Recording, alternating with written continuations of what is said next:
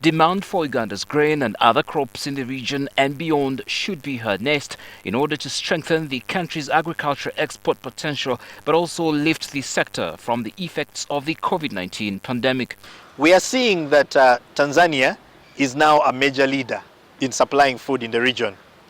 For example, when you go on the market, the price of rice beans from Tanzania is much cheaper than Ugandan's beans and rice.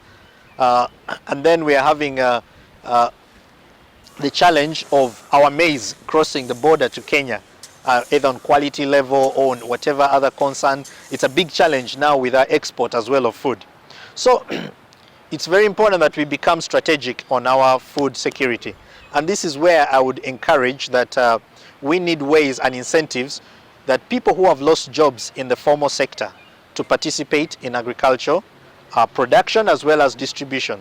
Even then, those in the grain trade, for instance, attest to the fact that even the country's capital is no longer the center of marketing for the precious crops. But honestly, if you see the volume that comes in and the volume that goes out, even people from Kampala, whenever they want to stock, like this year, grains have been going from here for bulking and aggregation in Kampala.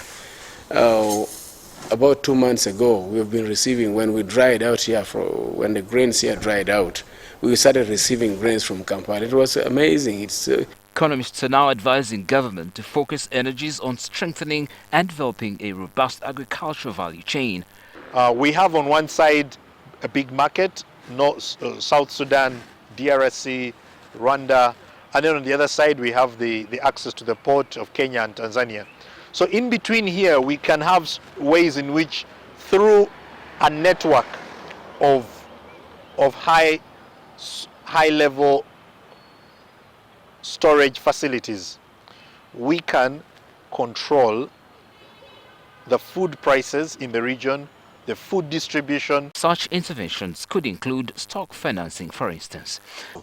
Somebody might not have the contract, a farmer, a big farmer in Noya, but he has his stock of rice he harvested. Now we know rice prices are down, so this farmer can actually get stock financed, and he keeps his rice as he's looking for market. There's consensus that a strong local agricultural production capacity could hedge the economy against food shocks, but also ease the country's import bill.